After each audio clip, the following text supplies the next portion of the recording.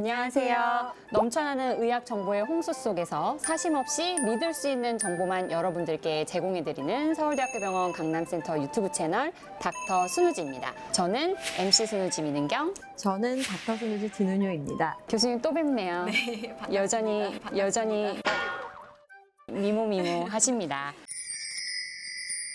오늘의 주제는 두구두구 바로 수면 내시경입니다. 많이들 궁금해하고 계실 거라고 생각하는데요. 교수님 진짜 마취제를 사용해서 수면 내시경을 진행하는 건가요? 결론부터 말씀드리면 수면 마취는 아니고요. 불안감을 좀 줄여주고 시술 자체를 조금 편안하게 해주는 진정제를 쓰는 거기 때문에 정식 명칭은 진정 내시경이 맞습니다. 그럼 이 진정제를 쓰면서 수면 내시경을 했을 때는 아픈 것도 못 느끼고 정말 기억이 하나도 안 날까요? 이름이 이제 수면 내시경 되게 익숙하잖아요. 그러다 보니까 아주 깊게 자면서 검사하면은 전혀 기억이 안 날 거라고 생각하는데 그렇지는 않아요. 통증에 대한 기억이 나지 않으니까 깨고 나면 아, 나는 전혀 아프지 않고 전혀 기억나지 않았다 이렇게 말씀을 하시는 거죠. 근데 최근에도 잊을만 하면 뉴스에 종종 나와요. 수면 유도제나 수면 내시경 중에 잠이 들고 난 다음에 못 일어났다. 라는 되게 무시무시한 그런 내용의 기사들을 종종 올라오는 거를 볼 수 있는데 수면 내시경 중에 숨을 못 쉬거나 혹은 영영 못 깨어나면 어떡하죠? 진정제를 쓰다 보면은 간혹 어떤 분들은 좀 너무 깊게 진정이 돼서 숨을 못 쉴 정도로 깊은 수면에 빠지는 경우가 간혹 있어요. 딥슬립? 그리고 간혹 사람들 중에 이제 지난번에 코골이 편에서도 보셨지만 수면 무호흡 있는 분들이 계세요. 자면은 이제 숨을 잘 못 쉬는 사람들인데 그런 경우는 특히 진정제 들어가면은 산소 포화도가 뚝뚝 떨어지고 호흡을 잘 못하는 경우가 있거든요. 근데 좀 다행인 거는 이게 완전히 마취는 아니기 때문에 숨 잘 쉬세요 혹은 턱을 조금만 올려줘도 산소 포화도가 또 그대로 올라가고 숨 잘 쉬시거든요. 끝까지 모니터링 하기 때문에 거의 그런 일은 없다고 생각이 됩니다. 진정제로 사용하는 약이 여러 개가 있나요? 어떤 약들이 있을까요? 우리나라에서 제일 많이 쓰는 진정 내시경에 쓰는 약제는요, 미다졸람이랑 프로포폴이 대표적이거든요. 두 가지 약제 자체 효과는 비슷해요. 이제 불안감 줄여주고 안정시켜주고 기억이 안 나게 하고 이런 작용들은 비슷하죠. 이 프로포폴의 장점은 굉장히 빨리 수면이 유도가 돼요. 작용 시간이 짧으니까 빨리 깰 수 있어요. 프로포폴의 단점은 프로포폴 중독 때문에도 기사들을 많이 접하셨을 거고 갑자기 숨을 안 쉰다든지 아니면 혈압이 떨어진다든지 이런 예상하지 못한 위험 상황이 발생할 수가 있고 그래서 문제가 있고요. 그다음에 미다졸람 같은 경우에는 빨리 잠을 들게 하는데 한 1, 2분 정도 걸리거든요. 수면이 이제 깊게 돼서 호흡을 잘 못하게 된다 하면 또 산소포도 떨어지거나 이런 부작용이 생길 수가 있는데 미다졸람은 다행히 좀 이걸 깨울 수 있는 약이 있어요. 강남센터에서는 프로포폴은 전혀 안 쓰고요. 미다졸람만 쓰고 있습니다.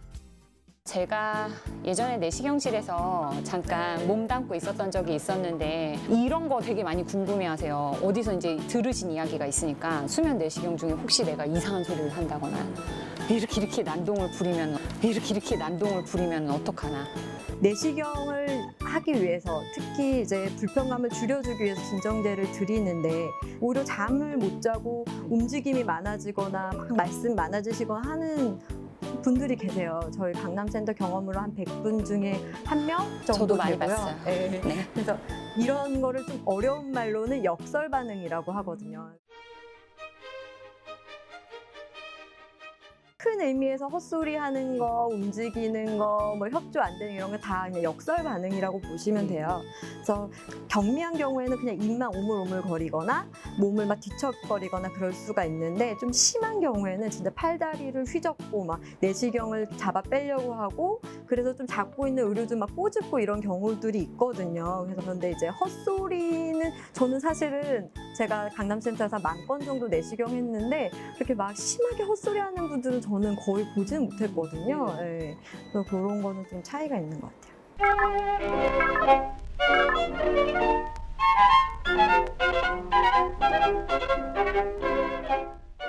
내시경을 받을 때 수면이 잘 안 됐는데 이번에도 그럴까요? 라는 궁금증을 또 많이들 갖고 계시는 것 같아요. 그러니까 이전에 수면이 잘 안 된 이유를 조금 잘 봐야 되는데 진정제가 조금 부족해서 그럴 수 있어요. 혹은 컨디션마다 되게 다르거든요. 저희는 이제 약제를 쓰면 몇 년도에는 몇 미리를 썼다 이렇게 기록을 다 남겨놓는데 매년 똑같지가 않아요. 어느 해는 많이 들어가고 어느 해는 조금 들어가고 이렇게 차이가 있어요. 그러니까 좀 컨디션마다 좀 달라서 그럴 수가 있고 또 아까 말씀드린 역설 반응 같이 많이 움직이다 보니 수면이 잘 안 될 수가 있어서 좀 여러 가지 상황에 따라서 수면이 잘 안 될 수가 있는데 보통 이제 수면 내시경 받으면 전혀 기억이 안 나야 된다. 그래서 기억이 전혀 나지 않게 푹 재워주세요라고 말씀 진짜 많이 하시거든요. 맞아요.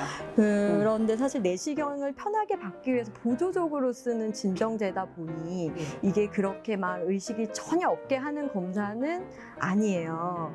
그래서 약간 기억이 나고 느낌 있고 목소리 들리고 나중에 깨고 나서도 이렇게 목소리 들렸어요 하는 거는 굉장히 정상적인 반응이고 오히려 진정이 너무 깊어서 숨을 잘 못 쉰다 하면은 그건 좀 위험한 상황이 되기 때문에 그렇게는 하면은 안 되죠.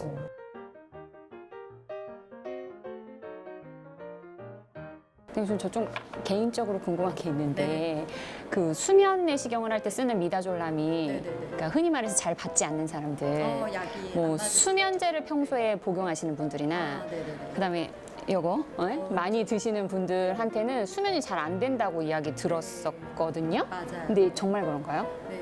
보통 이제 그 수면제를 장기간 복용을 하거나 아니면 불안증이 있어서 그런 거 쓰시는 분들은 사실 이 약이랑 거의 비슷한 약제라서 너무 오랫동안 쓰다 보니까 미다졸람을 써도 잠을 못 자는 경우가 있고 술도 마찬가지예요. 술도 이렇게 진정하는 효과가 있잖아요. 그러니까 난 평소에 주량이 센데 잠을 잘 못 자는 거 아닌가 이러시거든요. 근데 실제로 술을 잘 드시는 분들은 이제 진정제 용량이 많이 들어가는 경우가 많더라고요. 근데 검사 못할 정도로 안 주무시는 분은 별로 보지 못한 것 같아요.